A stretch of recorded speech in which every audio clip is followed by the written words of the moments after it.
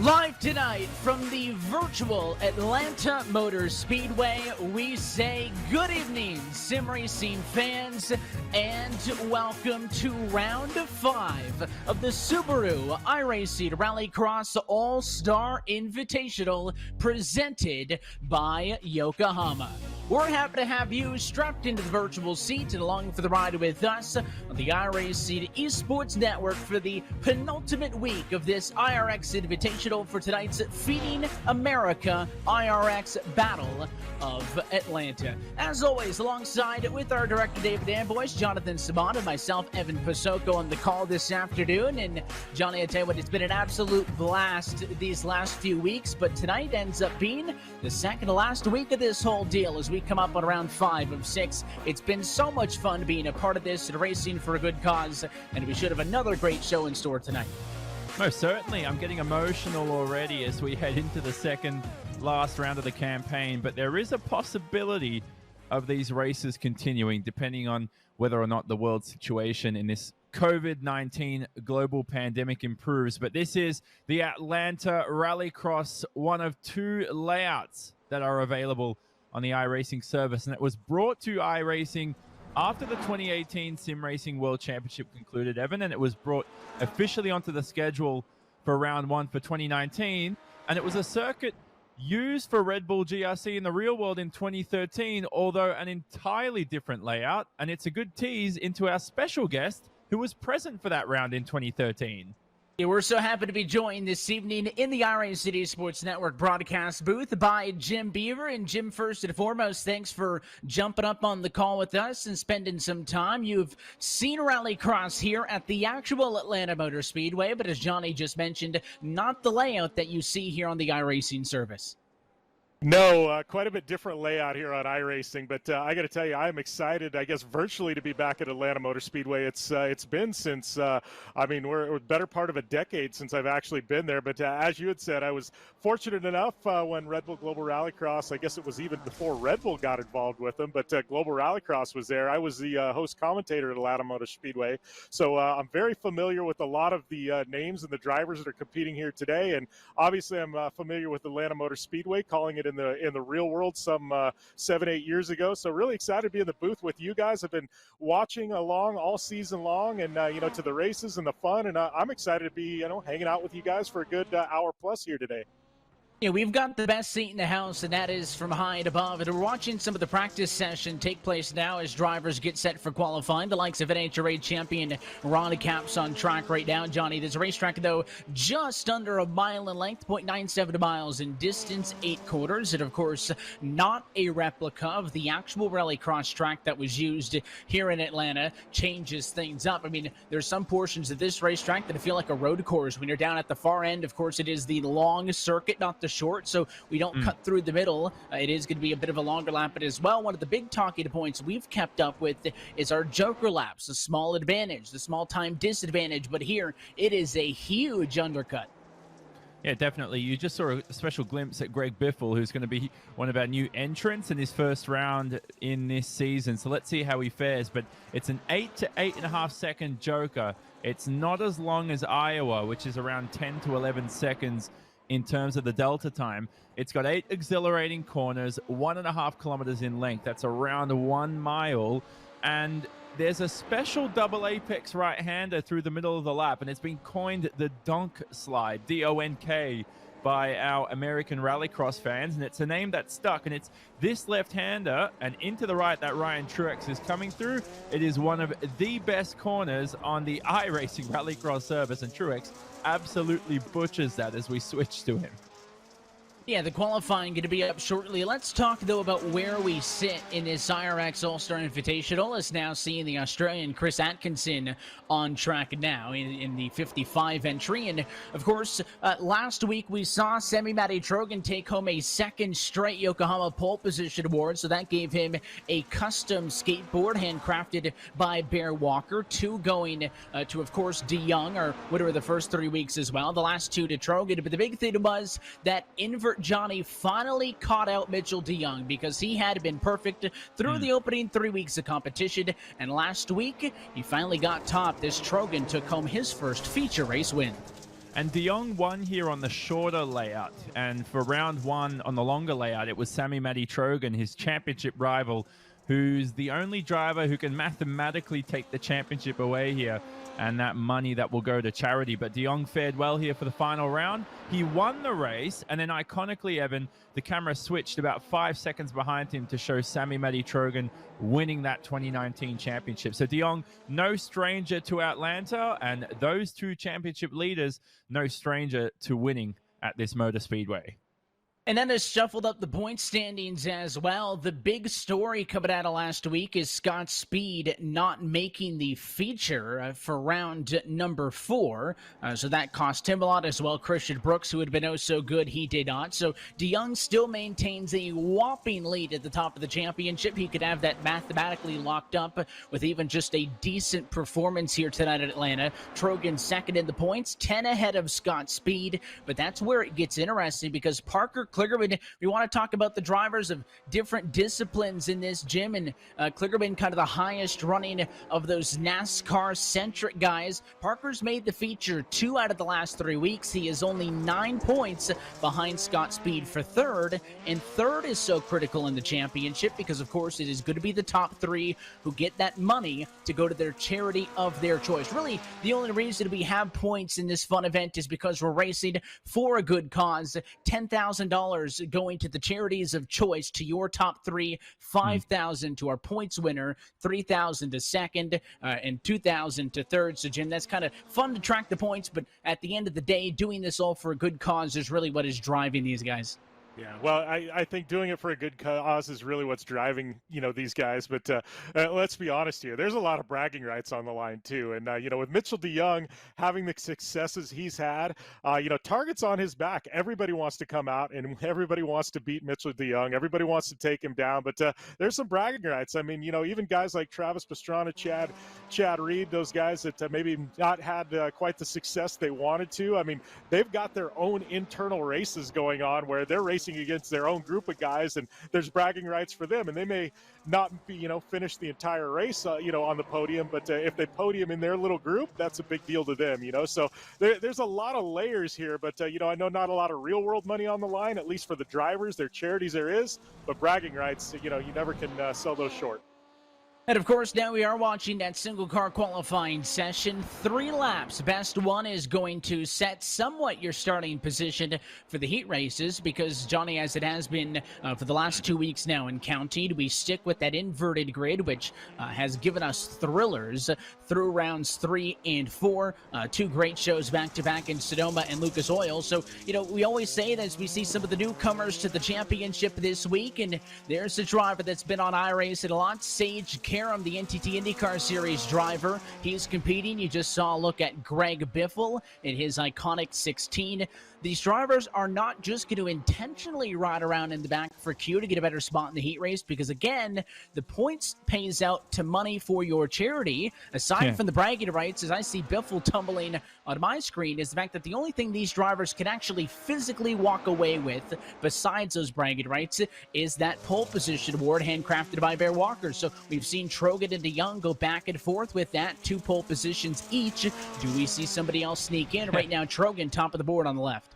Yep, not Bear Grylls, like I said last week, Evan. So it's Bear Walker who's done a phenomenal job with that. So we saw Greg Biffle, who's 50 years of age, this is his first entrance into the series. Sage Karam, 25 years old, and that is insane. He's half the age of Greg Biffle, and they're out there racing on the racetrack against each other. And here's Cabot Biggett, Jim, who's a driver who you may be familiar with.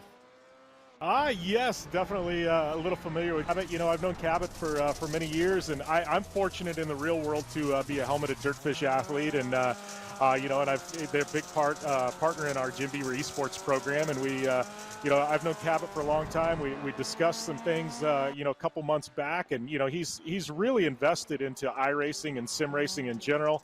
As much as he is, his career as a professional rallycross driver. So we brought him on board, signed him to a contract for this year, and he's going to be representing us not only here, but I believe he's qualified in for the iRacing World Championship later on this year. So he'll be representing us there as well. And speaking of which, the likes of Kevin Carlisle, some iRX World Championship blood in the mix as well. Going to be competing through this one as you just saw Mitchell DeYoung go to second on the timesheet. There's Carlisle right there. He's driving the Nitro Circus Star Car this week. We've seen various Nitro athletes competed in that over the course of this, and he gets to drive it today, courtesy of winning the Star Car qualifier race on Tuesday. That's how you do get in to that special ticket. You do see the likes of DeYoung now also just wrapping up their lap times, drivers finishing things through.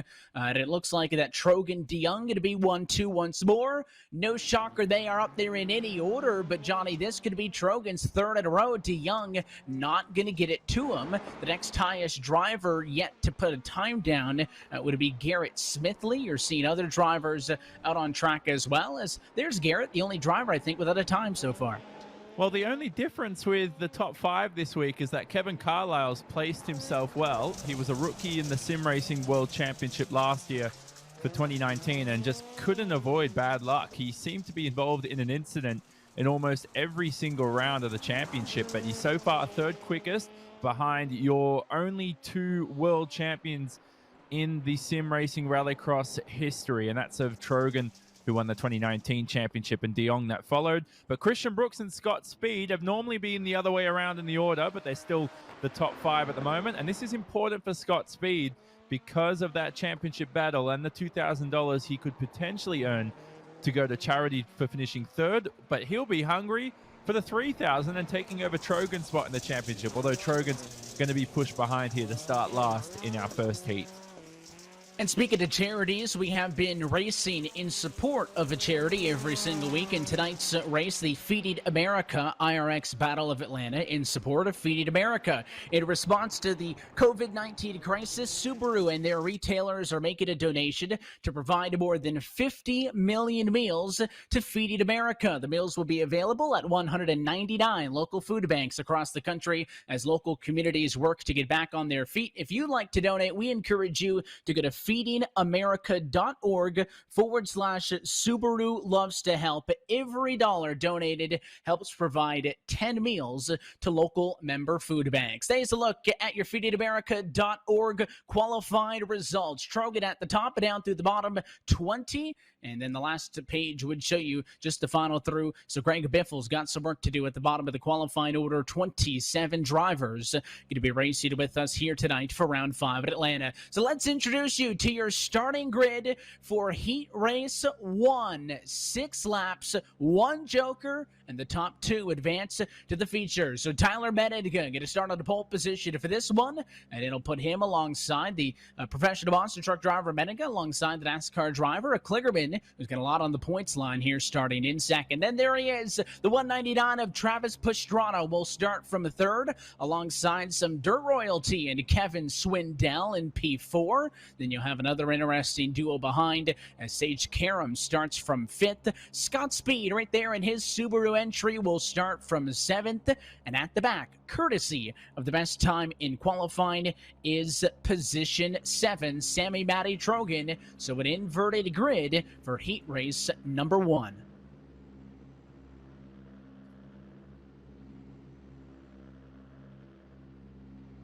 So on that short course, you can see the kind of right-hand turn where the K-rails are. That would be the short layout here at Atlanta Motor Speedway. Instead, we're going to go the long way around, so it'll be a long dive down to that sweeping right-hander, the double apex, as you mentioned, that makes that transition from the pavement over to the dirt. Watch the lights as they are yellow. Now we go green. We're off and away. It's Heat Race number 1, and Trogan already on the curbs. He's trying to push his way up the inside. He'll only get one position, though. It's Speed. Kligerman, they fight for the lead as they come off of the dirt section over the ramp.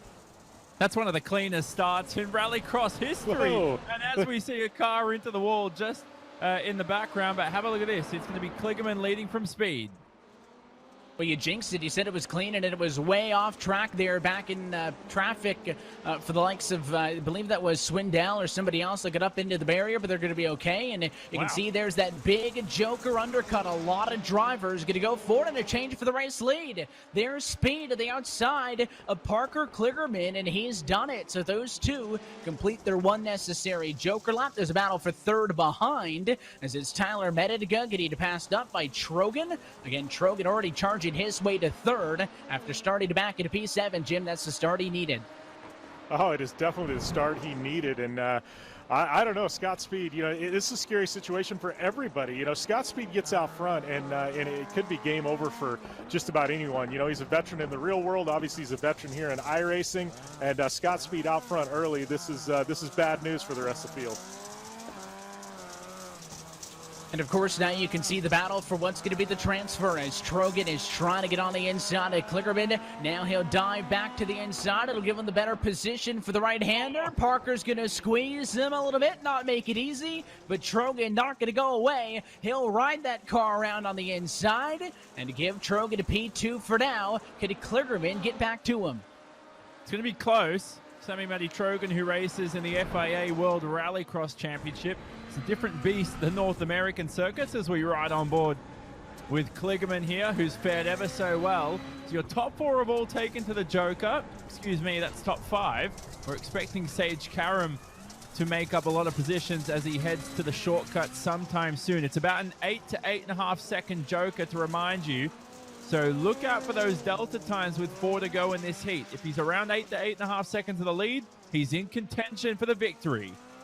Right now, live timing shows that Karam's about 10.6 seconds back, so he either needs to make up some, or he needs these race leaders to mix it up with one another, slow themselves down. But I think Kligerman's got speed running third, but I guess in a literal sense, he does not have speed being Scott Speed, because I think those first and second cars in Speed and Trogan just too good. Now, I'm not going to discount the fact that Sammy Matty may have an opportunity here, Jim, to get speed for that top position, to get it would actually cost him in starting spot for the main, but I don't think he cares. This is a 2019 iRX champion. He just wants to go out there and get the dub, and he's currently chasing down Speed up front.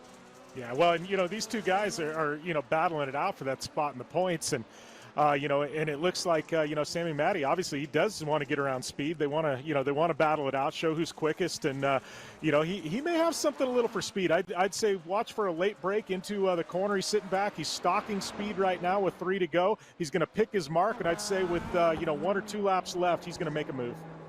This time by, going to be the last lap, and he's been able to close the gap in just a little bit. He was 0.6 of a second faster that last lap. That would have put the Moes so close. One of the trickier quarters we've seen in the championship so far. Right there as they swing it around the scoring to pylon on the end of pit lane. Now they'll come off to the straightaway right there. The right-hander with the iRX symbol is that would be where they would turn off for the short course. Long course, though, Johnny, we go all the way down to here, and Trogan's going to have a real opportunity at this thing. He closes the gap now about 2 car lengths over the ramp, second to last time as they look for the white. And it was voted one of the most favorite circuits along with Sonoma by our sim racing talent last year in a little bit of a driver's survey that we held. Now this isn't such a terrible position for our Finn of Sammy Matty Trogan as he heads to the donk slide with Scott Speed. Remember, only your top 2 will transfer to the feature from this race, and by finishing second it will actually gain him better grid position because the grid for the final race will be inverted. We've got 1 corner to go until we head to the start-finish straight, and it looks like Scott Speed will take heat race victory. What a change from Lucas Oil just a week ago. And this is exactly how he wants his night to get kicked off. He's done it. Scott Speed, the 3-time GRC champion, is a Heat Race 1 winner. And after missing the feature last week and losing points in the championship, he punches his ticket straight on through, trailed by Sammy Matty Trogan, your feature race winner from last week. And there's a couple of cars sending it over the hill at the end. That was actually a battle for position there, guys. Third place goes to Sage Karam. After he took the Joker, he passed both Swindell and Kligerman. That's where they were wrecking across the line because that was a battle right to the stripe. Oh man, you gotta love sim racing and what we've got here at iRX. I mean, because at finish you're allowed to do that. You can make a move like that and yard sale a car after the checker, not worry about those $1 million price tags. After all said and done. He was Evan. I think he was in the fans. I think. Yeah, he was just giving him a front row seat. He just wanted to give him more. Souvenirs. Fans took home some souvenirs there. So, of course, all the drivers not in those top two going to be sent to one of two LCQs. Let's introduce you now to your starting grid for heat race number 2. So Chris Atkinson going to start this one from the front. And again, that is courtesy of a poor qualifying effort. He'll be joined on the front row by the 222 that is Blake Bilko Williams. The next duo behind, we'll wait to see Justin Lofted get on a racetrack. We're just waiting on him to join for this one to go green. He'll be alongside Alexander Rossi, who's on track now. The 2016 Indianapolis 500 champion with the Napa colors this evening. Brandon Semenuk behind the 180 with the Red Bull and Subaru colors. We'll start from P5. We talked about him earlier. The 02 of Cabot Bigham starts P7. And your 3-time feature race winner and second in qualified, Mitchell DeYoung starts P7. We saw Trogan was able to do it, Jim. So assuming Mitchell's got a fighting chance here. Oh, Mitchell's definitely got a fighting chance, and you hate to say somebody's the class of the field, but he's proved so far in iRX he is definitely the class of the field this year. And I would be watching Mitchell to make a move very, very early. He doesn't want he doesn't want these guys to get spread out, and I think he's going to try and make something happen in the first corner or two. Because looking down this list, you got a star-studded cast here, some of the most accomplished drivers in the country.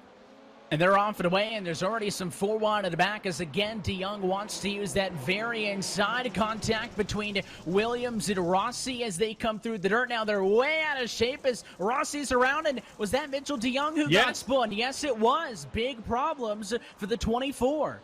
Concertina effect. Rossi went nowhere through the essential hairpin here at Atlanta, and DeYoung got caught up in it. He's got a lot of work to do now. Our 2018 champion, he's arguably the best driver in rallycross right now in sim racing. Now, will he take to the Joker to make amends for that? He doesn't, and I like this strategy, Evan. Going to the clear air and making up as much time as possible. I expect him to take the Joker, though, next time round. Oftentimes they go for that Joker, Jim, to get away from everybody, and because Mitchell lost some time, that actually probably would have just put him back into the Hornet's nest. So he's just running around. He'll save that. We've seen all season long these drivers either taking it almost on the first lap or the last lap exclusively, and a spin over the jump. Look out. Chris Atkinson just jumped Bilko Williams, who was sideways over the ramp. He went straight over him. Wow. Look at that. Oh, this is about an entertaining race as we've seen. But, I think the story here, obviously, is Mitchell DeYoung, all the way at the back. And did he just pass the Joker again? It looks like he opted not to take it possibly again. But Mitchell, man, this is not a position we see him in very often. Well, you can see behind him, there's a Joker for Williams, who's going to close in. You'll see Williams coming up on the left-hand side. That's Bilko there. And, they're going to touch coming into the right-hander. DeYoung, I think, has got the speed, had the position, and he'll be able to hang on for now. But actively, Mitchell DeYoung, 6th on the racetrack. The big thing, Johnny, as you mentioned, that Joker delta, I should say, of about 8 seconds and change right now. He is currently about 10 seconds behind Alexander Rossi, who is second on the racetrack. So, of course, that's all going to be big. Keep in mind that Rossi, though, had an issue, and I believe on one of those laps may have already gotten that Joker out of the way. Well, there was contact between, was that Atkinson, I think, into the wall, or Justin Lofton and Rossi or somebody? So Chris Atkinson is out of this race right now, but somebody came through the Joker, and it definitely looked like Lofton was involved in that as he took to the shortcut. But unfortunately for Atkinson, he's out of the race, the man from Bega, Australia, a town that was unfortunately involved in the bushfires over this past summer here in Australia. The very unfortunate bushfires. Crazy stuff for sure. And there's the Joker graphic on the left-hand side of the screen. You see Cabot Bigham and DeYoung still have the Joker up their sleeves. I think DeYoung can do this right now. At least get a transfer spot. Alexander Rossi right now. Bigham, though, could potentially win this heat. This is tricky because Bigham is about 7 seconds and change off of the top position. So in theory, as they come to 2 laps to go this time by, the undercut would allow him to go to the top. But it gets a bit messier for De Jong because, of course, Rossi, Lofton, Semenuk, he's about 12 seconds behind them, 11.4 as of the start-finish straight this time through. So I think, assuming Bigham doesn't make a mistake, he can go for the win in this, having not taken that Joker. I'm not confident, though, that Mitchell de Jong's going to be able to overtake these drivers. If he is able to, it is going to be awfully tight because he's paced about 1.5 seconds off of being able to eclipse those drivers. If he takes it, Bigham, though, still opting not to go for the Joker lap. So does de Jong. So they are both going to push that one to the final lap. Well, let's talk about Alexander Rossi here for a second. You know, he's been very public that he's struggled, with his transition to whether it be iRX or even IndyCar, in sim racing. But he's having a great run for Alexander here in the second spot, potentially with it, chance to transfer.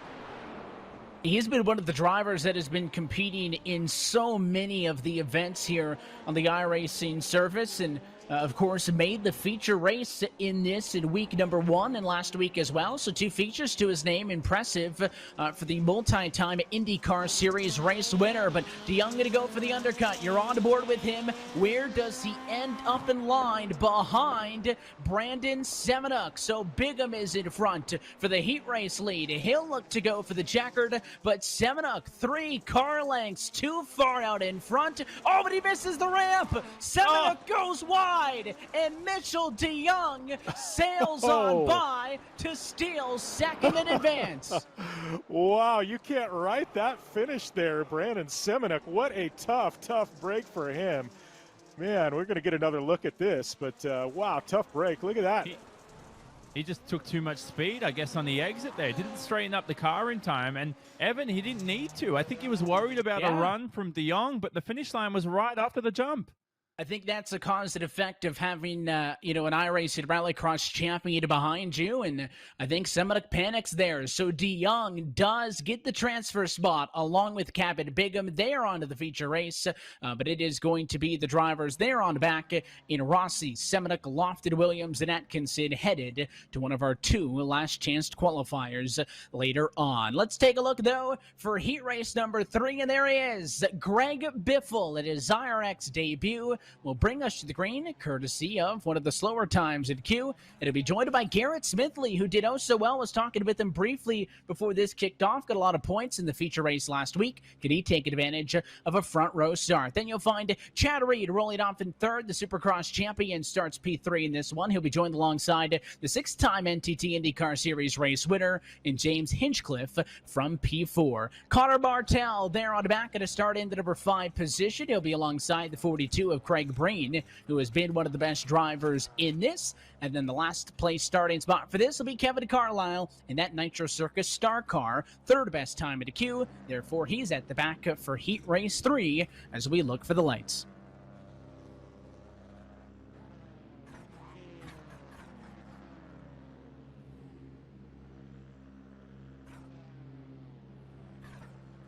The lights will go yellow first on green. These drivers could go away, and they have been a lot more disciplined with red lighting in these last few weeks. The first 2 weeks, that was a bit of chaos. Green lights on, and away we go. It's a poor start, though, for Greg Biffle. He'll be eaten alive, and here comes Shion. He's going to get turned, though. Way off track and out of control there after it looked like it was going to be a great start for Carlisle. He gets banged up, and the first one over the hill in the race down to turn 1. James Hinchcliffe in front for the moment.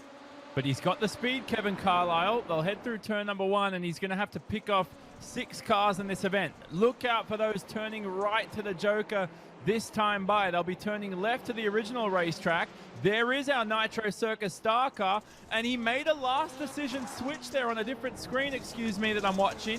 He opted for the Joker, and now he's turned around by Biffle. Well, Biffle did a good job, though, getting onto the brakes to let him recover that thing, but it's going to cost him a lot of time. We saw with de Jong that if it wasn't for that mistake by Semenuk, Jim, you can't really get away with a mistake like that, so a poor start and then that bit of contact could hurt Carlisle here as everybody else grouped up.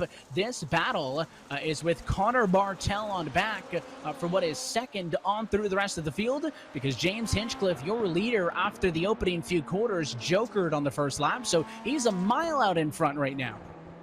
Yeah, that's a tough spot to be in when you're that far ahead of everybody else because you don't have anything to judge your pace off of. So sometimes that's a benefit, and obviously, huge lead built up right now, but at some point that can actually come back to hurt you.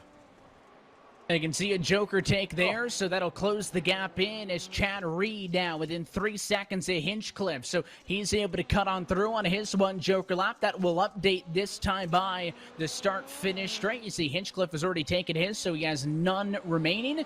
And it'll update right there with Chad Reed going through as well. He's completed his.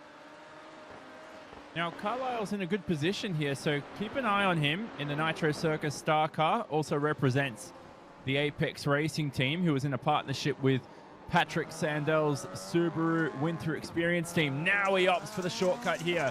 8 to 8.5 seconds to make up. There's an abundance of traffic up ahead here. He's going to pull off a sick move here around the outside, possibly into the final corner. That is Chad Reed and Smithley up ahead. 2 V-dubs versus the Subaru.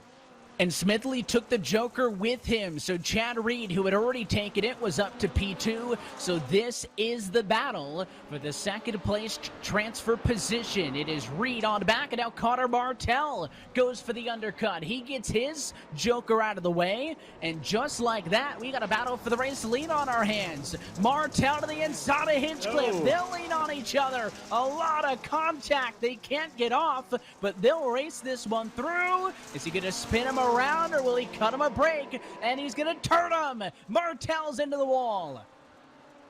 And he's going to be stricken on the racetrack here. How about this, Jim, for virtual racing? That's just insane, and you got to give him a lot of credit. It took him a while, and he was giving him a chance to kind of lift, and he didn't, and finally you had to spin because it was holding both cars up. All of these races live and administered by the court officials, the Championship Online Racing team sanctioning this, so the officials will look at that. We have seen time penalties be handed out for that front-to-back contact, I should say, is how it has been worded all season long, and those two cars were hooked together. And James Hinchcliffe, there it is, a 5-second time penalty to your current leader in Heat Race 3. So through all of the madness, Craig Breen now up to the number 2 position. All of these jokers now have worked themselves out, but it is the number 100, Kevin Carlisle, who had the rough start, and as they come to take the white, may have ended up short in this battle with Breen. Right now it's for second and third, but with that time penalty, these two cars in, and this will become the battle for first and second. Yeah, I think Breen's got it right now. Craig Breen will win. He'll have an inverted position into the feature, representing VRA Racing. And CJJ Motorsports out here today in his Subaru entry. Series presented by Subaru. Great to see a lot of them out there. I hope Carlisle knows he doesn't need to make this pass, and if anything, it'll be better for him to finish second. So I hope he remains patient through the final corners. Hinch is going to win, but the 5-second penalty will set him back, and Evan Breen is our official winner of this heat.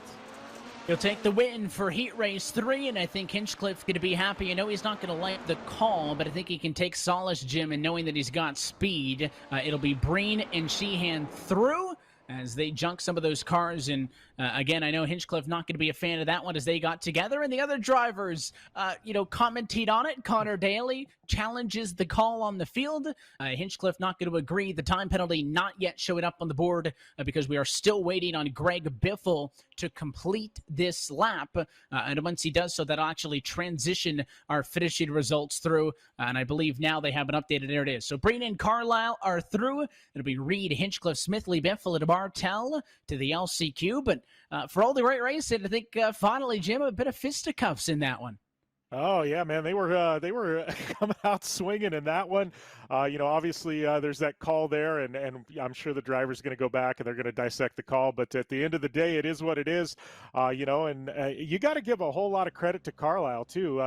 He started out really had a horrible first lap, as bad as it can get. He kept his head in it. He put together some really good laps, came back, qualified in. That shows you. He's a veteran driver. He didn't let things shake him. Well, let's introduce you to your starting lineup for heat race number 4. There he is, Ron Capps, who will start this run from the front.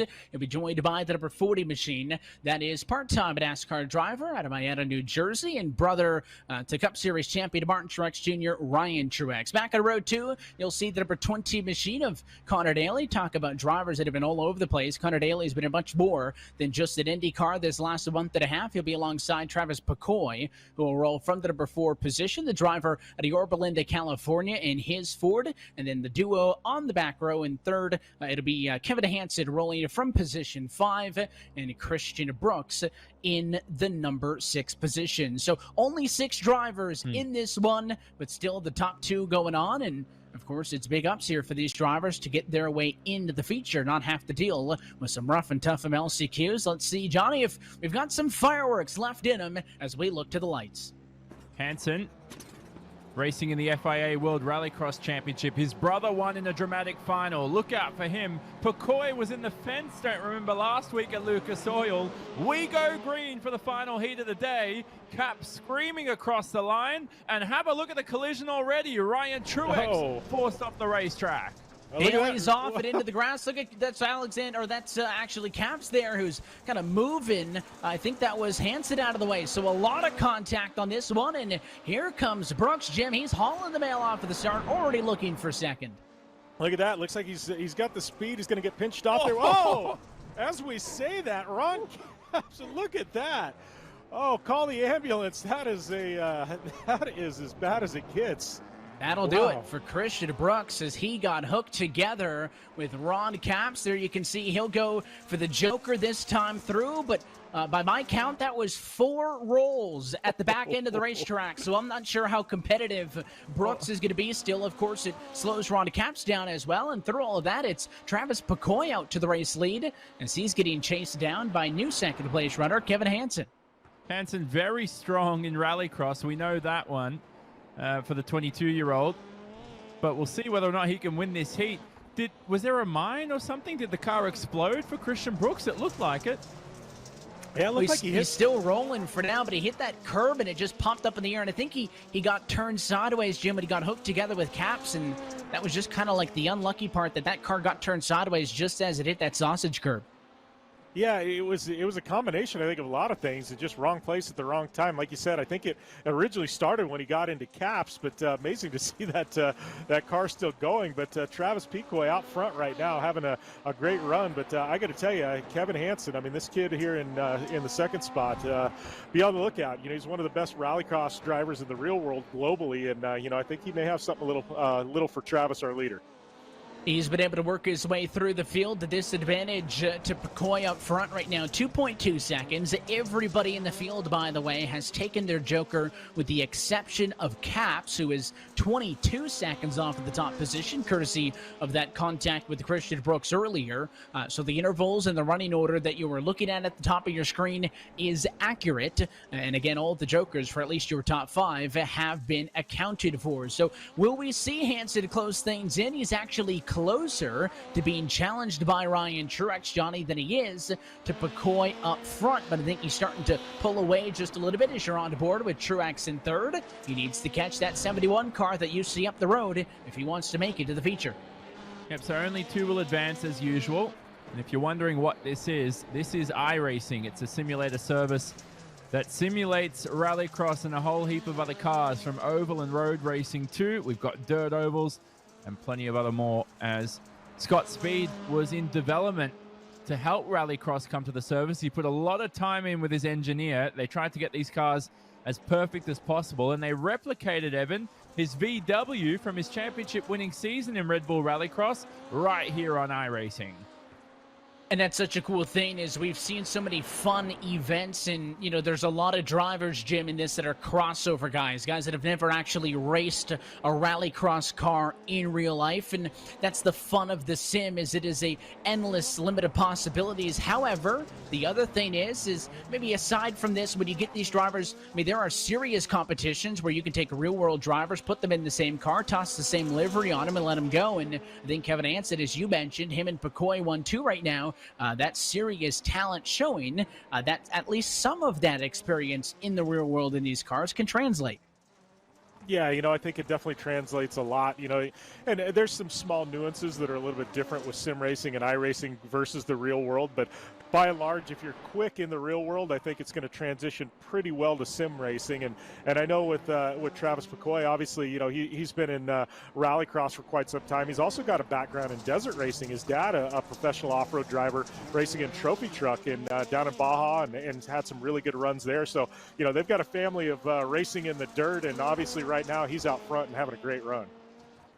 And your top two on the final lap now, by the way. Truex has fallen off from third. Caps's Joker lap has allowed him to overtake Connor Daly. Daly, who is out of this race, so an incident takes the 2-0 out, and that'll put him at the very back for his assigned LCQ. But for McCoy, he kind of pushed his way through on that first quarter, but since then, the key was to keep it clean, and he wins heat race number 4. There is second with a big slide for Kevin Hansen in celebration. Truex joins in as well. The only thing I think the 40's got to celebrate is he should be at the front for one of those LCQs, because it'll be Truex third. Brooks also, who's going to send it off and into the barriers. There's Ron Capps, who made the distance in fifth. And then also just P6 for Connor Daly. They are not going to advance, and they're headed to the LCQ. Yeah, Jim and I just reacting to those, Jim. I love having you here. Someone to laugh with about these.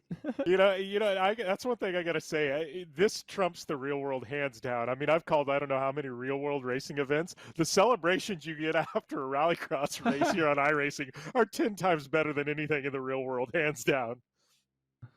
Well, now it gets a little bit more desperate, because we talked about some of those point situations and, of course, drivers fighting to get what it's worth. We have now 9 drivers lined up for a LCQ, in which only the race winner is going to advance on from. Now, there is no invert here, so they are ordered best to worst from their finishing positions in the heat races. So Sage Karam's got the best spot. It'll be a heavyweight fight between Karam and Chad Reed, first and second position. Kevin Swindell going to roll from the number 3 spot, but somebody who actually won his heat race, James Hinchcliffe, time penaltied back to this LCQ. He'll be starting in 4th. Parker Kligerman going to be on the NASCAR row, P5, alongside Garrett Smithley in the number 6 spot. Then you'll find the 199 at Travis Pastrana, who's been working so hard with this, with some of the iRacers getting data, doing a lot of practice to get better at this sim racing deal. He's 7th, along with Greg Biffle in 8th position.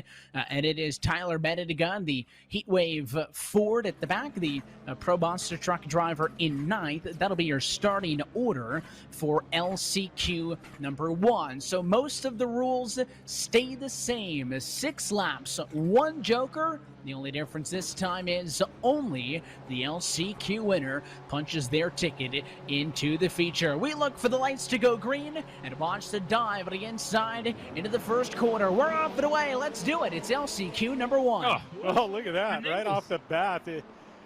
Oh, man, was that Biffle? And I couldn't see the other car. Yeah, was Biffle that and Meninga. Wow, that was. You want to talk about gloves off? Though only one goes to the main event. This is win or lose. That was a big bobble. Sage Karam there. He got tapped coming over the hill. I think about the 22 car. You can see involved in that incident was Chad Reed. Karam survived, but he nearly spun that thing out. He is able to maintain 2nd. So the running order is led by Swindell. There's the undercut, though, as Karam goes for the Joker. And that's going to put him way out in front early in this LCQ. They'll fight from there on behind. Looks like that's Pastrana, who also gets his Joker out of the way. So 1-2 taking care of business. Kevin Swindell in 3rd. The lead car without yet taking a Joker.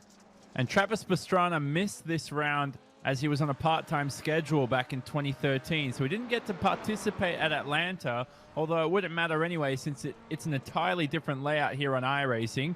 But remember, only 1 transfers, and Sage Karam is in perfect opportunity right now. And if Parker Kligerman doesn't make it through, Evan, to that feature race, the race that pays the most championship points by far by a wide margin, he'll be in immense trouble right now as he heads through the donk slide.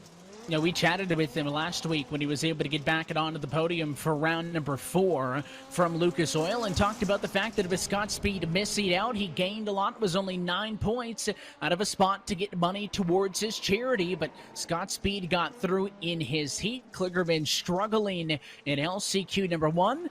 He may be hard-pressed just to stay ahead of Garrett Smithley here for position 4 and 5. So again, there is your Joker count on the left, still awaiting the likes of Swindell and Kligerman to take them. And this is interesting because Kevin Swindell only 6.5 seconds off of the race lead. If you believe the Delta time, Swindell, when he takes it, should go to the lead. And there's Parker Kligerman. He goes for the Joker. He'll instantly, along with Smithley, both pass Travis Pastrana. So Kligerman and Smithley go to 2-3. Well, and that's one of the things, Travis gambled. He took that Joker early on, and, he built up that lead out front. But, it was a false lead. It was a false sense of security. Now the other drivers cycle through with their Jokers. He gets shuffled to the back. It's a tough break for Travis, but he did what he had to. Whoa, and that was Parker Kligerman. Oh. Same spot we saw earlier. Wow, that was a previous race. Same thing happened, Yeah, unassisted that time. Wow. It's a tough spot there. That curve must be, it's just wreaking havoc on these rally cars today.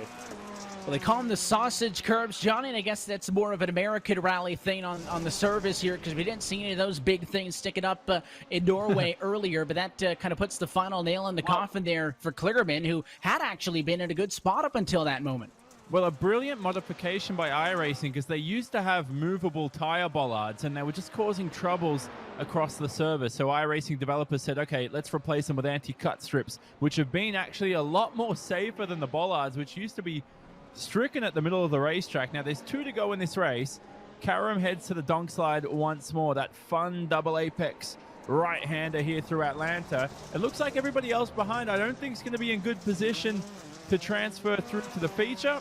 And Coanda Simsport Sage Karam, who also races in the real world too, and IndyCar, and he's been a strong competitor here in Rallycross. If this is his first ever outing, he's probably had good data to look at, Evan, since he's teammates with the best in sim racing and Rallycross in Mitchell de Jong.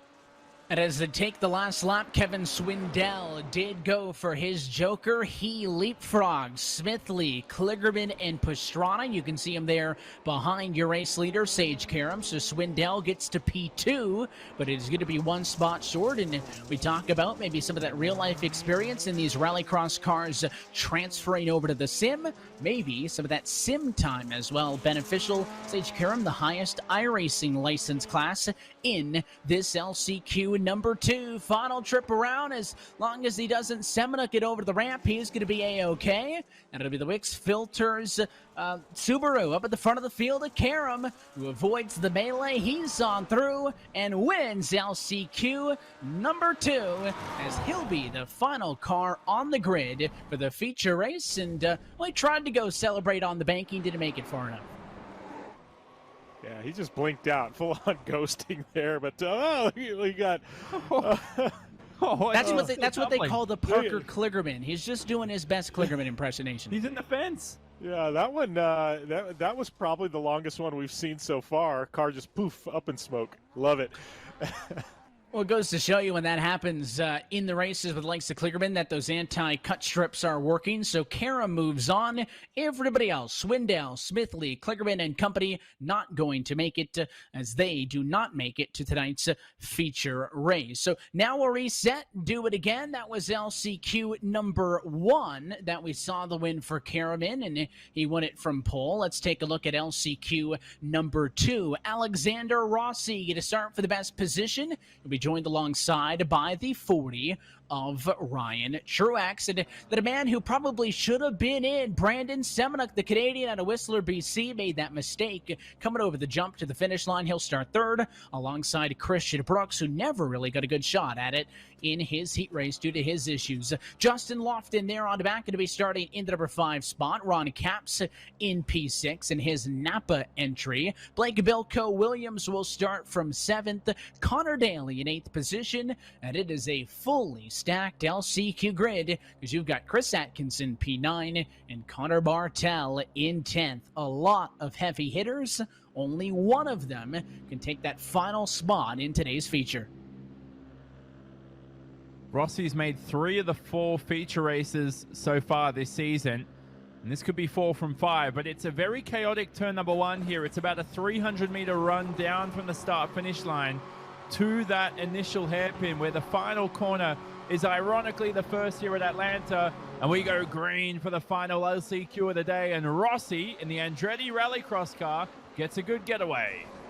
Oh, and there's going to be a lot of contact behind, though. The 22 of Williams got punted. He's off, and he's stuck in the fence behind the field. You see Caps also slow to get rolling. And at the front of the field now, I believe it's the 27 of Rossi, who maintains side by side for second, though. Here comes the challenge as Truex gets pushed off. He's over the curbs, and Truex goes tumbling. His night is done. He tried to go side by side with Brooks, and it did not work out.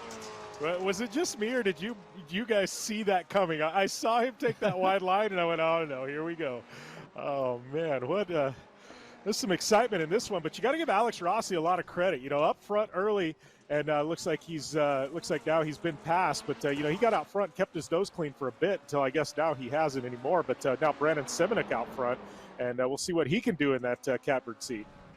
And Rossi's night is done. He turns it off and walks to a different room. He's not going to be able to advance after being involved in some of the contacts, so he is retired from this LCQ number 2. And you can see your Joker laps remaining. 1, 2, and 3 have already taken care of service. Looks like Connor Brooks, though, going to go for it from position 4. Where does this put him?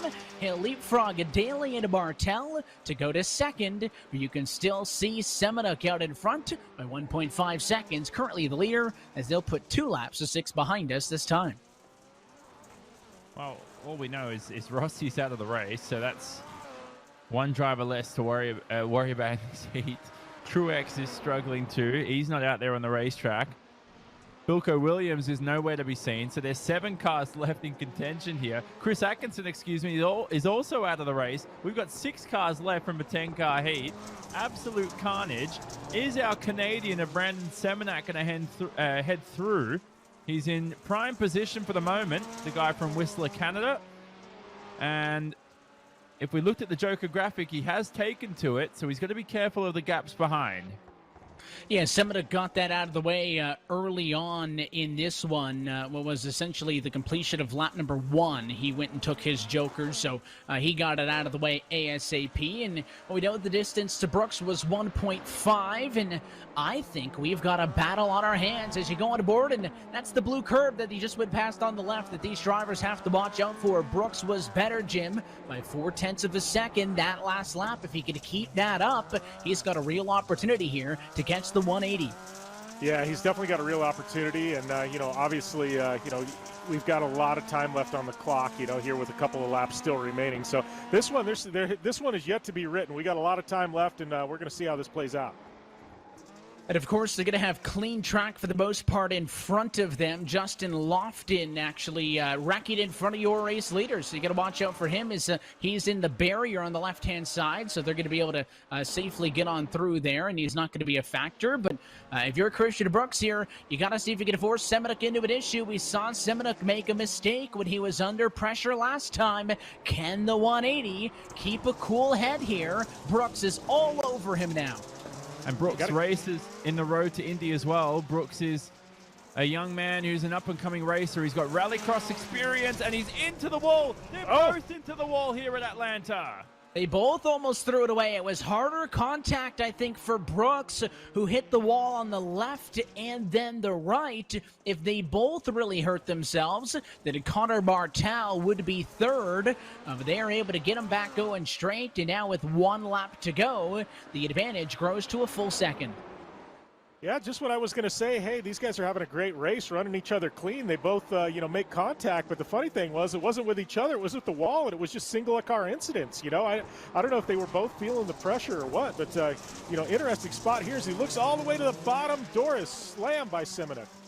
He is fast, was able to close back into the 180, but he'll drop back. The difference going to be about 3 car lengths. He's off into the grass as Brooks wants to go to the feature. He'll drive it in on Brendan Semenuk in front. Can he stay clean through the final corner? Brooks is going to run out of time over the ramp, and Semenuk this time, cool under pressure, hangs on, and wins LCQ number 2. He's going to the feature. Brooks 0.4 of a second shy when it's all said and done.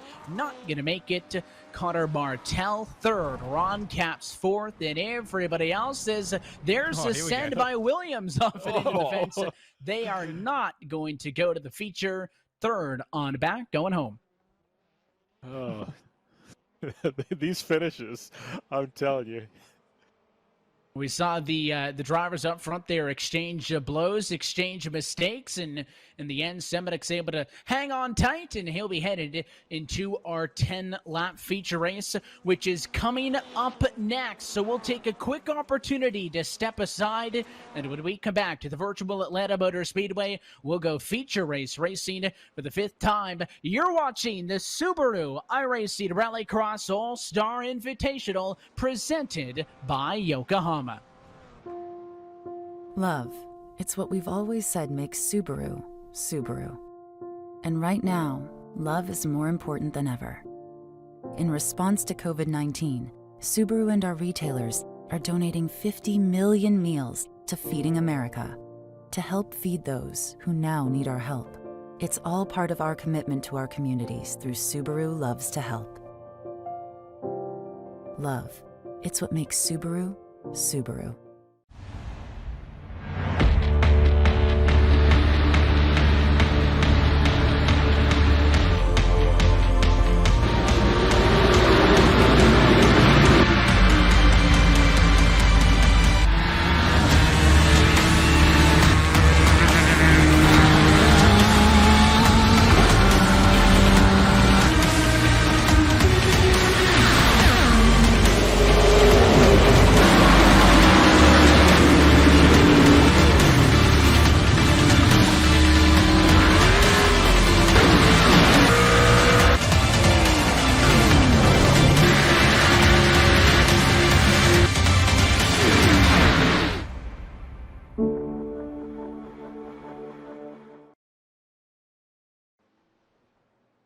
And back live from the virtual Atlanta Motor Speedway, we're round 5 of the Subaru iRacing Rallycross All-Star Invitational presented by Yokohama continues with tonight's Feeding America iRX Battle of Atlanta. Happy that you're with us on the iRacing Esports Network. As always, Evan Pasoko and Jonathan Sabat on the call with you, joined by special guest Jim Beaver. And man, oh man, Johnny, it has been a wild couple of heat races through the LCQs. Contact, cars flipping, drama, strategy, and then some. The inverted grid format continues now for a 3rd week in a row to bring the thrills, and it has been a great night up until this point. But we've got 10 of the best here for the feature coming up in a few minutes' time. The format's going to change to 10 laps of action. There'll still be one joker available to all the drivers as usual. The grid's going to be scrambled, and the championship is critical right now for Mitchell de Jong.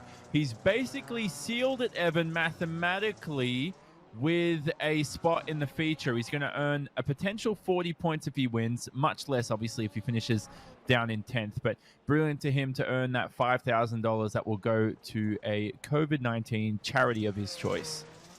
$10,000 going to go to the top 3 in total. $5,000 to your series points winner, $3,000 to second, and $2,000 to third. That is, of course, what these drivers are racing for in a good cause tonight, and a good opportunity to remind you that today's race in support of our charity partner, Feeding America, because in response to the COVID-19 crisis, Subaru and their retailers are making a donation to provide more than 50 million meals to Feeding America. The meals will be available at 100 $199. That's an appropriate number of local food banks across the country as local communities work to get back on their feet. If you'd like to donate, we encourage you to join us by going to feedingamerica.org/Subaru loves to help. Every dollar donated will help provide 10 meals to local member food banks. And we transition our focus now of our coverage to that feature race. And Jim, Johnny gave us the format there. 10 cars, though, not unheard of, because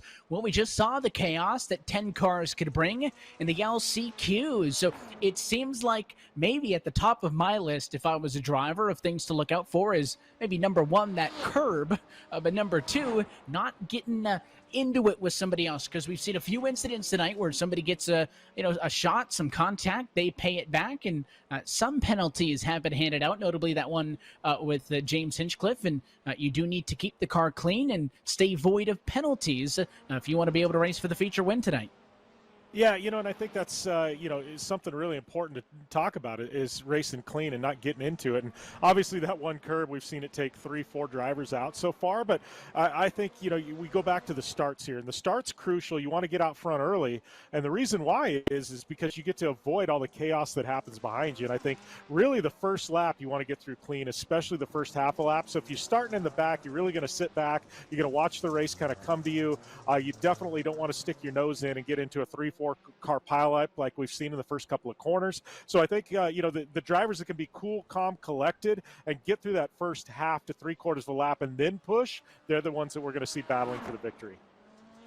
Well, let's take a look at our starting grid for this feature race. And again, it is courtesy of an invert that will flip it all around. So your top qualifiers, meaning your top advancers in from the heat, is going to be at the back. And your LCQ transfers will find themselves on the front row, Johnny, which is, as always, what has made these things so thrilling. Yeah, most certainly. So we got... what is it? How much time until we advance the session? We're advancing now, so we're ready to go for final racing action. And like I said, this was a venue that hosted a round of GRC back in 2013. It was a venue that ran a different layout to what we're using today. Other drivers who have raced here were Scott Speed. Mitchell de Jong also raced here in lights. He finished second here, Mitchell de Jong, back in the day in his lights universe. It was Yoni Weeman who won that year. They both stepped up to supercars later on. But here is Scott Speed, who finished 7th here back in 2013. And let's see if he can make amends for that starting position, although it was inverted. He's got some good speed, though, as we saw from qualifying.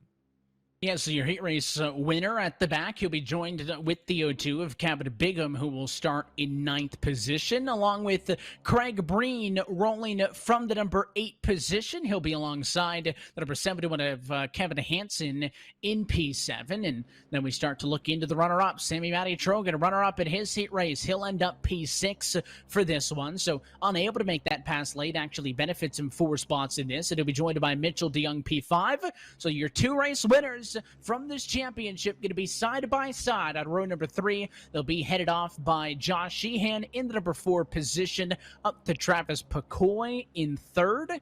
And then we talked about the thrills and the spills. It is your LCQ transferees in Sage Karam starting in 2nd, an LCQ 2 winner in Brandon Semenuk for the very top spot on the grid. So this night started with some 27 hopefuls, from iRacing to pros to real-life rallycross stars and everything in between. And now we have whittled it down to 10. Happy that you're with us on the iRacing Sports Network as we look for the lights and say, let's go racing from Atlanta. We're off and away. It's the feature race for round 5. Here we go. Karam diving to the inside. He gets a bump from the entry behind, and oh, there's a big spin behind. Oh, look at Mitchell de Jong. Stays clean out of that. Looks like he got into the back of somebody. No fault there, really, but, it looked like Mitchell was going to get taken out, and he wasn't. Look at that. Trogan, there it is. Sammy Matty Trogan involved in an incident with Kevin Hansen, the 2 European runners. De Jong, though, remains unscathed, and at the start, it was Pacoy and Bigham also in a collision. So we've had utter carnage here at Atlanta. No stranger, this circuit, to carnage on the opening lap. Yeah, McCoy, Bigham, and Breen as well. Breen was into the fence, so his night could be done. And through all of that chaos, Semi-Matty Trogan, despite being involved in an incident, going to be scored right now in third position. And that's because he took his Joker lap. You can see the front-end damage on that car. He is significantly behind the cars 1-2. This is the battle right now for the race lead. Sage Karam in front, being chased down by Kevin Carlisle in the Nitro Circus Star car. They stay clean, and there's contact now. A shot on the right rear as they both opt still not to take the Joker.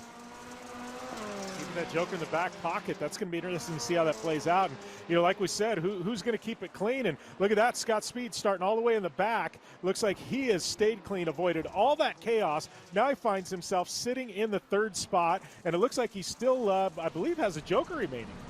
Well, yeah, we can take a look actually on the left-hand side. You can see there Karam and Carlisle being accredited with already taking that Joker, so they snuck that in on the opening lap while we were watching all of the chaos on that front part of the racetrack, so that's how they got out in front. Now Speed, Trogan also being shown as having completed their lone Joker lap, so this is the fight for the feature race win, and there's contact now. Here comes Carlisle, but he'll get turned. He tried to force his way by Karam, spins himself out, and it'll be Scott Speed now assuming second. Trogan around for third. Big issues. On more contact now. Oh, Sheen man. plows into Hansen. I don't think Kevin Hansen has a car left. He's still trying to find his way on the racetrack. I think he's going to pull it, and he does press the little escape key, and you head back to the garage here virtually. Thank God no invoice for Hansen, but Evan, I think the medical chopper is being started. Well, is that the point where we make the joke about like a bug on a windshield? Well, possibly. Sorry, as you said that, I was just laughing at Craig Breen, who went back on the racetrack from the garage and just crashed and binned it again. I don't know what I just witnessed there. Here's the battle for the lead, though, I think, between Speed and a man named Sage Karam, who's in his first iRX event here for the All-Star Invitational. And we know Karam is an alien sim racer, as they like to call the quick guys, but can he hold back a three-time rallycross champion?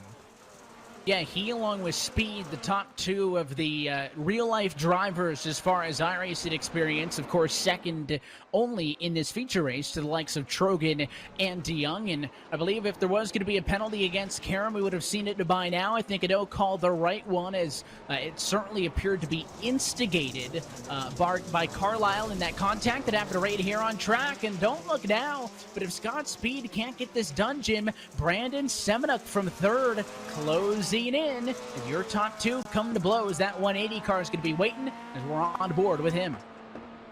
Yeah, look at that. Brandon Semenuk just stalking those top two as they're battling back and forth. It's allowing him to narrow the gap. But don't forget, I believe Scott Speed still has that Joker in his back pocket. Yeah, these two cars up front, I believe, have completed their Jokers. We'll get a double check on that on the graphics just to be 100% certain. And just hear me now confirming, yes, they have. It'll be just, again, I think, missed those when they had all of that chaos on the front lap. But, oh, there's some contact. That's the front to back that you have to watch out for. And, of course, Scott Speed, Johnny knows his way around these rallycross cars, a three-time GRC champion, not to mention all the other accolades that he has accumulated in his 37 years. But he is right now working hard on Karam, who I think has impressed me the most this week. It's great that we're seeing a nice fight and a clean fight for the lead, because for the real-life drivers, it's a lot harder to race wheel-to-wheel on the sim. It's very hard to judge your spatial atmosphere, and it's a lot harder to make contact as the cars weigh a little bit differently. But here is Semenuk versus Trogan for third and fourth. Trogan trying to poke a nose up the inside. And while they're at it, Scott Speed's having a look into the donk slide. He has to pull out of it, though. 2 by 2 heading to the end of this race with 4 to go.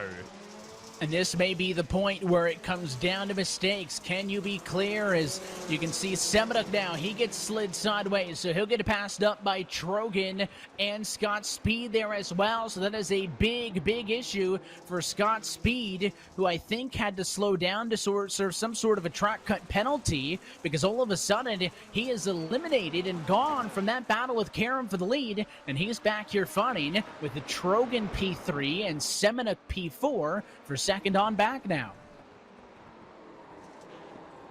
It was not it was not a penalty coming from the tower, and we've seen this in some of the earlier races, Johnny. That if those curbs don't do the trick and somebody cuts it a little bit too graciously, that they will get a slow down penalty. And I believe that is what happened with Scott Speed there. Such a shame, because I think we were fixing to see a great battle for the race win, and now it comes down onto the shoulders of Karam to just stay clean. Yeah, you get that on the iRacing service. If you cut the track at certain points, it will automatically tell you that you've exceeded track limits and you'll need to slow down a set amount. So I think Scott Speed's had to clear a 1.5 second slowdown penalty there. He's luckily kept the second position. He's got to hold it from the 2019 champion in the sim racing universe, an RX2 driver from last year who raced for Set Promotion. That's Sammy Matty Trogan, who we ride on board with, heading to the donk slide. And it was way earlier tonight in qualifying that Sammy Matty Trogan took home a third consecutive Yokohama pole position award. So he'll have 3 of those custom skateboards handcrafted by Bear Walker being shipped out to him. Mitchell DeYoung, a winner of the first 2. But it has been either DeYoung in case of the first 3 weeks or Trogan last week as the only drivers to find feature race wins so far this championship. You can see Trogan continuing trying to make this pass work in the battle for second with Scott Speed. Unable to advance further up the running order is Mitchell DeYoung, who is still mired back in position 6. And I believe that Karam up front now on the final lap of this one is Trogan again looking. Critical points on the line as he searches to defend second in the championship. And here comes DeYoung, though, in the undercut. Mitchell DeYoung, without the Joker, takes it on the final lap. He gets ahead of Sage Karam, and Mitchell DeYoung, out of nowhere, comes from P6 and steals the feature race win at Atlanta. Wow. Wow, look at that. Mitchell DeYoung. I mean, this kid is one of the best in the world for a reason. Wow, we got so into this conversation about Sage Karam and Scott Speed and everything that was going on up front that we completely forgot that Mitchell DeYoung had a Joker back there. Wow. What I just assumed as well, with all of the contact that he kind of had to deal with on the first lap, Johnny, that at some point he'd got turned around. And, when I just mentioned 20 seconds earlier that when he went for the undercut, I mentioned that he was in P6. I noticed that his interval was 7.5 seconds, and that would make it doable if he had yet to take the Joker. And obviously he saved that thing and showed us why he's the pro. Well, this was like Garrett Lowe back in 2018 in Rallycross at Iowa. It's a 10 to 11 second Joker there. And Garrett Lowe came out of nowhere on the final lap to win that race. So sometimes it's very difficult to call here as DeYoung takes a memorable victory. He's going to celebrate with donuts in the VW Beetle. But Evan, that would unofficially, at the moment, claim him as the iRX All-Star Invitational Champion. We don't know, of course, officially, so we will not call that for the moment once all the points are calculated. But it's a well-deserved victory, too. He's won 4 of 5 here to begin the All-Star Invitational event. What a way to cap it off. That's a celebration, doing a bit of freestyle, I think, at the end of this one. And if you want to say that these drivers don't care about these results, Kevin Bingham's upset that Mitchell DeYoung didn't get a penalty for contact between those two earlier. I think that was just in that big melee into the first quarter. DeYoung keeps it clean, hangs out in the back, and steals the win. The margin of victory, 5/10 over Sage Karam, who, again, still with a P2. So impressive in his iRX debut. Scott Speed, Sammy Matty Trogan, Brandon Semenick, your top 5. Again, this will secure the championship for Mitchell DeYoung, assuming all these points count as we would assume they do. And Jim, that caps off a wild night with a shocker and a late twist in that feature. Wow, and I think one of the other drivers in the field that understands exactly what's going on. I go back to 2013 as well. I think Scott Speed, his very first rallycross race ever, he snuck in the last corner of a race, through the Joker and won X Games Brazil. So there's been a few instances, and if people left him out, forgot about it, boom, snatches the gold medal. Mitchell DeYoung, to perfection tonight, laying back and made for a shocker of a finish. And a thriller indeed. We'll take one final opportunity to step aside, and when we come back, let's chat with some of your top finishers from Atlanta, where it is Mitchell DeYoung for a fourth time a race winner in this Subaru iRacing Rallycross All-Star Invitational presented by Yokohama. We'll be back in a moment for the post-race show. You've been watching the Feeding America iRX Battle of Atlanta.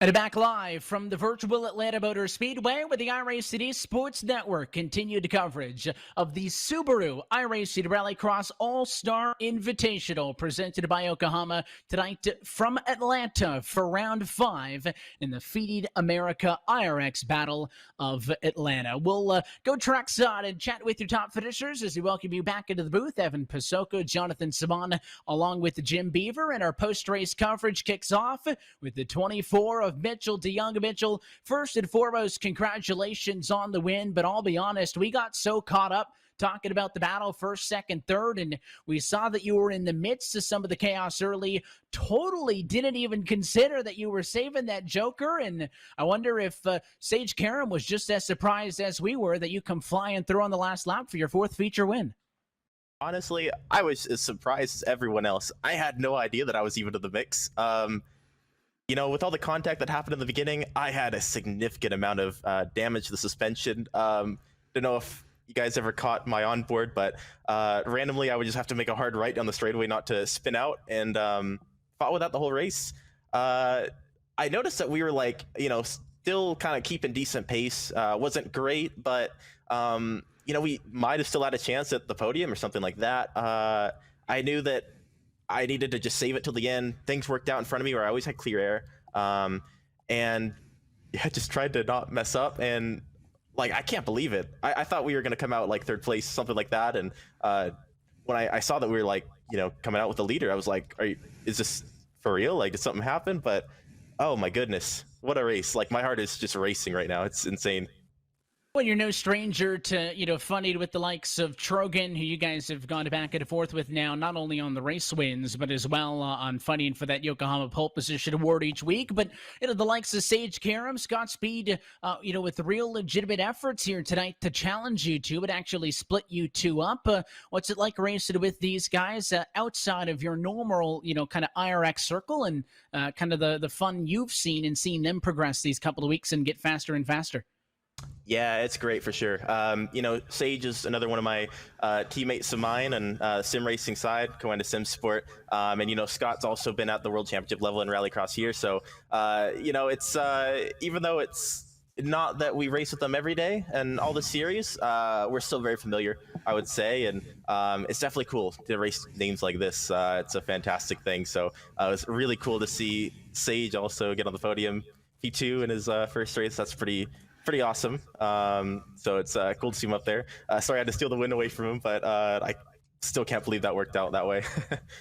We got 4 race wins, feature race wins in the 5 attempts, and tonight as well. Mathematically, I believe carrying that points championship for you, so you'll get to send $5,000 to a charity of choice. But the 1 week left, returning to where it all started at iRX in Norway last week. Just tell us a bit about how this experience has been and what you're looking forward to for the final race next time. Yeah, very excited for the last round.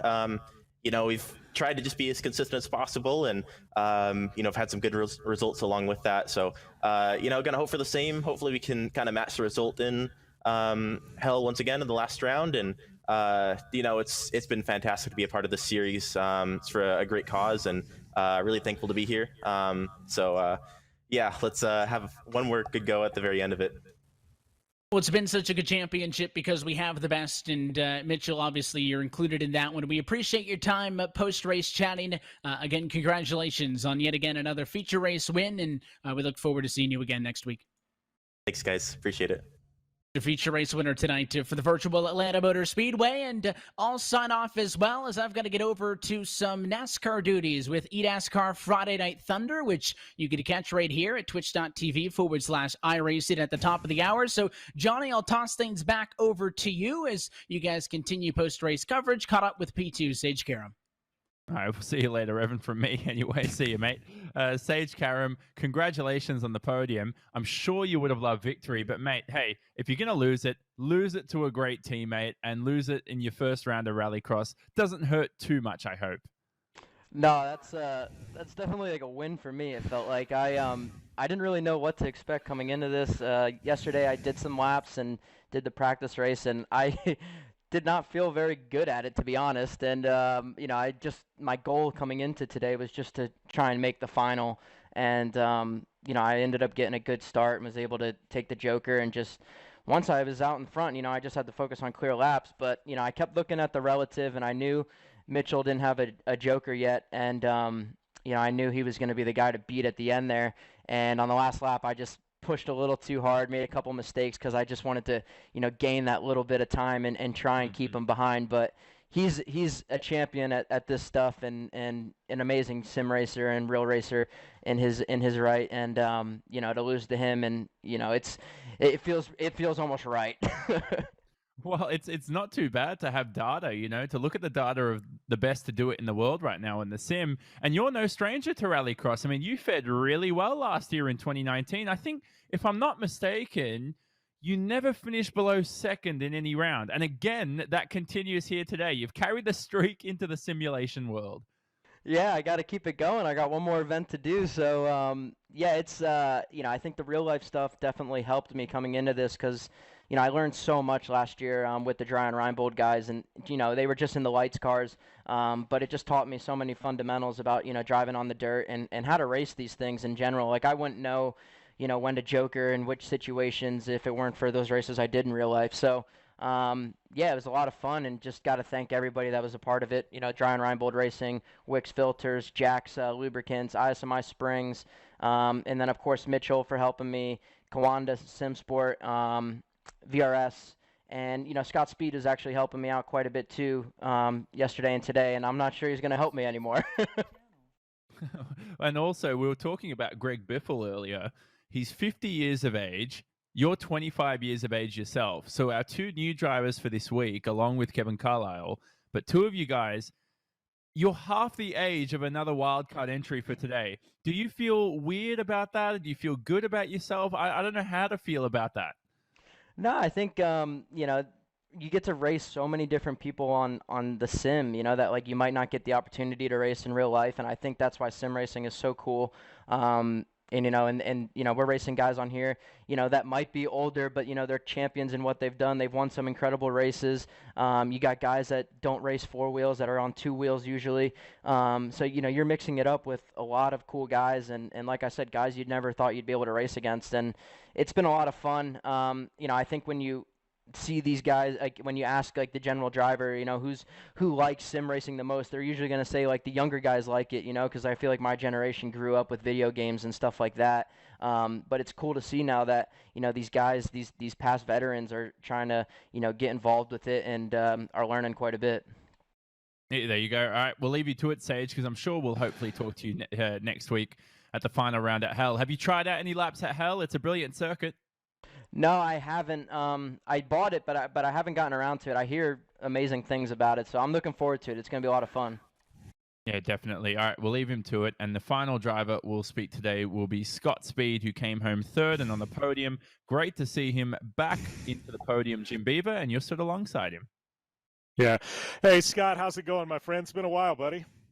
Yeah, it's going well. How you doing, Jim? I am doing good. First off, I got to congratulate you. I mean, coming into this year, obviously, things with Subaru, but dude, the big Red Bull announcement, you back in the Red Bull hat. I feel like your whole career has kind of come full circle now. That's kind of where you got your start back with Red Bull. That's got to feel really good for you. Man, it's incredible. It's been a long time coming. I wouldn't have a racing career if it wasn't for Red Bull.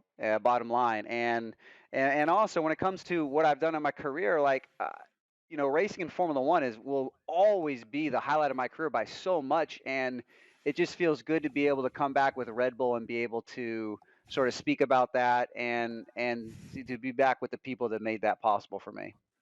Yeah. Talk a little bit about the race today. I mean, I got to say, watching that final lap play out, and we'll get into the battle you and Sage had, but I saw Mitchell kind of sneak through, and I was seeing flashes of Brazil and you in that last lap, pass through the Joker to take home the gold. And as that happened, did it kind of flash back? You're like, yeah, I've been that guy before. Yeah, well, I knew when I was battling with Sage that we didn't have much room before Mitchell was going to catch us and be able to overtake us. It was hard to try to put a clean pass on him without kind of slowing us down. And I tried putting my nose in there, and I ended up getting a shortcut, and I had to slow down. But it was just he wasn't really making big mistakes, and I didn't really see a clean way by, to be honest. So I mean, that's just rallycross. That's what makes it fun, especially when you get to invert the field and throw it into complete chaos. Yeah. Well, and you've been a guy, we've seen a lot of racers, the past couple of months because everything going on in the world kind of come over and brought into this iRacing family. I mean, you've been a guy that's been on the service for quite a while. I mean, how is it for you to now have a lot of your friends coming in and racing and all these different names and things like that? Because for the longest time, you and a few others were kind of, I don't want to say the lone wolves, but you were the guys that, race in the real world, but you also spent a ton of time on the iRacing service. Okay, yeah. Obviously, I've been on iRacing for a long time, since running little legend cars with Dale Jr. Spotter. It's um, they're great people at iRacing, and I'm glad that gotten to know those guys for so long, and I have such a great relationship with them. And it's really cool that at this time, iRacing's come to the forefront of sort of entertaining all these motorsports fans. I think that's great for them. They do an incredible job with the service. So that's been fun. It's been a while since I've been on here.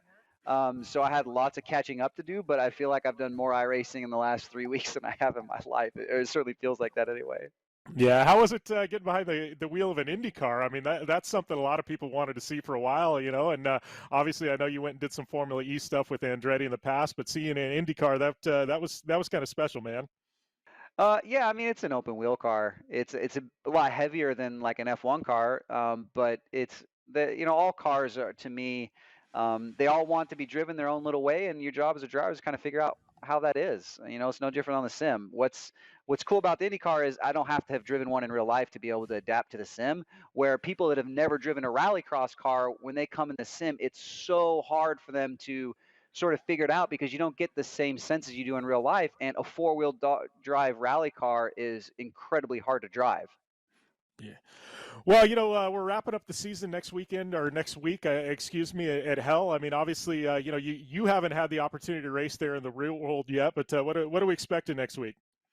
I'm not sure. This is rallycross. You can't ever make predictions, but it's a really fun track to race. It's got a really cool Joker.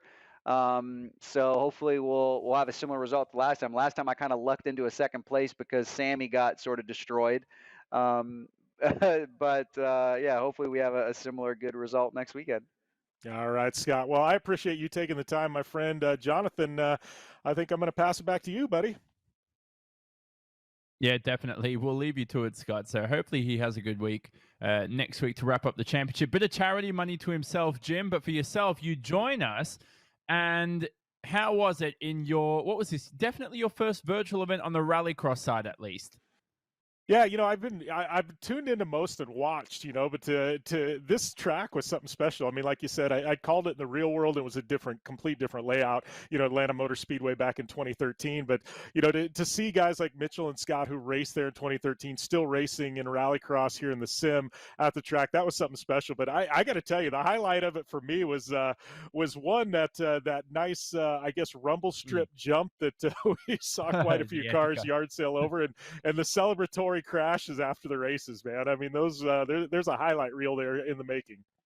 Yeah, definitely. So the all-star talent will be back crashing again after the end of each race next week for the 15th of May. That will be in a week's time until we head back to hell, which is our only European circuit on the iRacing platform, and it hosts round number 5 of the Subaru iRacing Rallycross All-Star Invitational presented by Yokohama. It'll be broadcasted on the iRacing Esports Network, the Nitro Circus social channels, and for anywhere else you may be joining us for today's coverage. From myself, Jonathan Simon, we say goodbye to the broadcast. Thank you to Jim Beaver, our special guest, and Evan Pasoko, who was on lead commentary for tonight's event, who had to duck out as he had to run to his next commentary event that's taking place. This is the beauty of the virtual world, can jump from venue to venue at the click of a button. And if you want to get involved, it's iRacing. Visit iRacing.com for more information on this brilliant simulation racing service. Our winner today was Mitchell de Jong. He wraps up the championship unofficially. We'll confirm that during the week. But for now, though, we say so long from Atlanta, and we'll see you in virtual Europe in a week's time.